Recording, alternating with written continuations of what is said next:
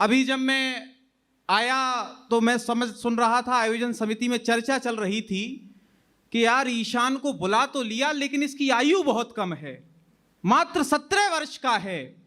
तो मैं आपको बताना चाहता हूं, हां साहब मैं 17 वर्ष का हूं, लेकिन यदि आपको मेरी आयु कम लगती है तो आप इस बात को जान लीजिए, मेरी आयु उस अमर शहीद बाजी राउत से बड़ी है जिसने 12 वर्ष की आयु में अंग्रेजों की गोली स्वीकार की थी लेकिन झुकना स्वीकार नहीं किया। वाह, बहुत अच्छा, बहुत अच्छे। मेरी आयु उस अमर शहीद खुदीराम बोस से बड़ी है जिन्होंने मुजफ्फरपुर की जेल में अंग्रेजों से लड़ते हुए फांसी के फंदे को चूमा और ये कहा, मां नई साड़ी भेज देना, आजादी की दुल्हन लेने जा रहा हूं। मैं उस खुदीराम बोस से बड़ा हूं। मेरी आयु उस आरुणी से बड़ी है जो अपनी गुरु के खेतों की रक्षा हेतु मेड़ पर लेट गया और पूरी रात लेटे रहे ताकि खेत खराब ना हो जाए, पानी ना घुस जाए, गुरु दक्षिणा खराब हो जाएगी। मैं उस आरुणी से बड़ा हूं। मैं तब देशभक्ति कविता पढ़ना चाहता हूं। मेरी आयु उस एकलव्य से बड़ी है जो क्रूर हिंसक कौरवों के द्वारा छोड़े गए शिकारी कुत्तों के मुंह में अपने बाण भर देता था। मैं तब आप सभी के बीच में देशभक्ति कविता प्रारंभ करना चाहता हूं। जय या पराजय का भय ही नहीं था जिन्हें, जय या पराजय का भय ही नहीं था जिन्हें, वीरता के नाम को पुकारते चले गए। वाह, मौत को बना के दासी चूम ली जिन्होंने फांसी, हर्ष से जो स्वर्ग को सिधारते चले गए, जपते चले गए जो राष्ट्र देवता का नाम, भारत के हाल को सुधारते चले गए।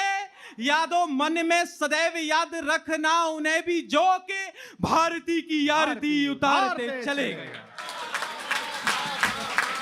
बहुत अच्छा, बहुत अच्छा, बहुत अच्छा।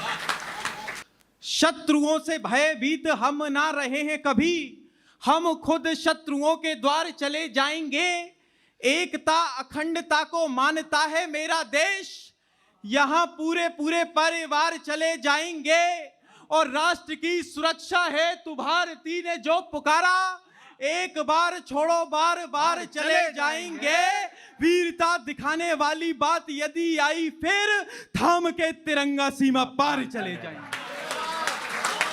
बहुत अच्छा, बहुत बहुत आभार। प्रभाव में कुपंथ के, अभाव में सुपंथ के, प्रभाव में कुपंथ के, अभाव में सुपंथ के, पंथ के चुनाव को कराने कौन आएगा। झूठ का है राजकाज आज के समाज में, सत्य की आवाज को उठाने कौन आएगा। शौर्य बलिदान स्वाभिमान की कहानियों को आने वाली पीढ़ी को सुनाने कौन आएगा।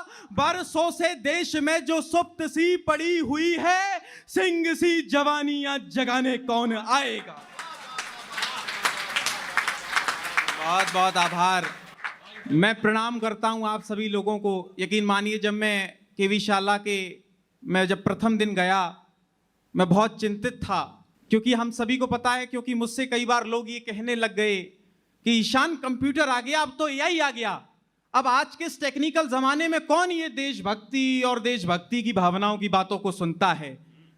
लेकिन मैंने बताने का प्रयास किया कि इसी कंप्यूटर और इसी एआई के दौर में हमारे और आपके जीवन में देशभक्ति का स्थान कहां पर है।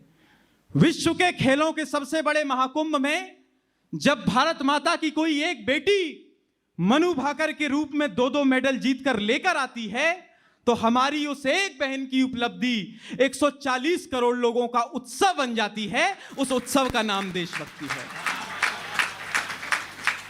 मेलबर्न ऑस्ट्रेलिया के क्रिकेट स्टेडियम में जब कोई भारतीय गेंदबाज किसी विदेशी बल्लेबाज का विकेट चटकाता है, तो मेलबर्न ऑस्ट्रेलिया में विकेट चटकने की गूंज आगरा के घरों में बैठे हुए लोगों के दिलों में सुनाई देती है। उस चटकन का नाम देशभक्ति है। और यदि मेरी बात ठीक लग जाए तो फिर अगली बात पे पूरा सदन दोनों हाथ खड़े कर कर उठाइएगा। जीवन की आपाधापी में इतने व्यस्त रहने वाले हम लोग यदि कहीं पर जन गण मन की धुन मात्र भी सुन लेते हैं तो सारा काम छोड़कर सावधान की मुद्रा में खड़े हो जाते हैं। उस मुद्रा का नाम देशभक्ति है। मैं तब देशभक्ति कविता पढ़ रहा हूं। और बेटा बहुत अच्छा, बहुत अच्छा। यदि है हुनर स्वर को प्रखर करने का, हाँ यदि है हुनर स्वर को प्रखर करने का, कविता में यही तो रवानी कही जाएगी। हाँ बेटे। यदि है हुनर स्वर को प्रखर करने का, कविता में यही तो रवानी कही जाएगी। लिखता हूं कोई छंद यदि वासना का, फिर कविताई सारी पानी पानी कही जाएगी। हास उपहास का प्रयास मैं करूंगा नहीं, काव्य के विनाश की निशानी कही जाएगी। देश प्रेम एकमात्र मार्ग है अमरता का, मरने के बाद भी कहानी कही जाएगी। बहुत अच्छा बेटा। बहुत बहुत आभार। आप बहुत मन से सुन रहे हैं, मैं आप सभी को प्रणाम करता हूं। आइए एक विशेष रचना सुनाने का मेरा मन है। अक्सर वीर रस में पाकिस्तान पर, चीन पर कविताओं को लिखा गया, लेकिन जो हमारे गुरुजन हैं जिन्होंने मुझको सिखाया, आदरणीय कुमार सर की उपस्थिति है, हमको ये सीखने को मिला कि नए विषयों पर बात कही जाए केवी शाला के माध्यम से। तो हिंदी कवि सम्मेलन मंच के सबसे छोटे बेटे ने, आपके आंगन के सबसे छोटे बेटे ने एक प्रयास किया कि कुछ सकारात्मक बात, कुछ नई बात, युवाओं पर आधारित एक वीर रस की रचना विशेष आप सभी के बीच में रखना चाहता हूं। सीधे सीधे प्रारंभ करता हूं। ध्वज भारत का दुनिया में कौन है हमारा आप? ध्वज भारत का दुनिया में हमसे ही नित्य प्रबल होगा। बेशक। ध्वज भारत का दुनिया में हमसे ही नित्य प्रबल होगा। हमसे ही यह आज हुआ है, हमसे ही वह कल होगा। बहुत अच्छे बेटा। ध्वज भारत का दुनिया में हमसे ही नित्य प्रबल होगा। हमसे ही यह आज हुआ है, हमसे ही वह कल होगा। कहता हूं मैं एक बात जलते तपते सहराओं की, हमसे ही शोभा बढ़ती है भारत की सीमाओं की। हिम शिखरों से लेकर के गहरी गहरी नदियों तक हमको कैसे भुला सकेंगी सदियां सदियों सदियों तक। मजबूत नींव के पत्थर हैं प्रगति की उच्च इमारत के। कहो गर्व से साथ सभी, हम भविष्य नव भारत के। हम हैं भविष्य नव भारत। कहो गर्व से साथ सभी, हम हैं भविष्य नव भारत के। कभी विवेकानंद बने तो दुनिया को पाठ पढ़ाया था। वाह।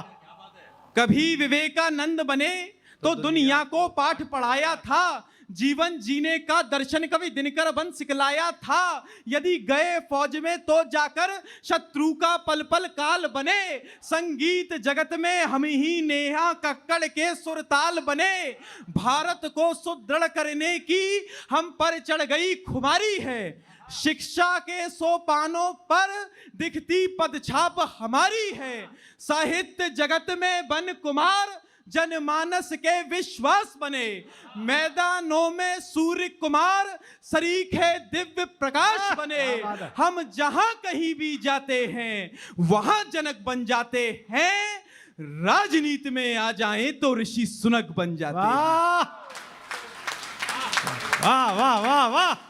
बहुत बहुत आभार। यकीन मानिए आज की शाम मैं कभी नहीं भूल सकता। उसके दो कारण हैं।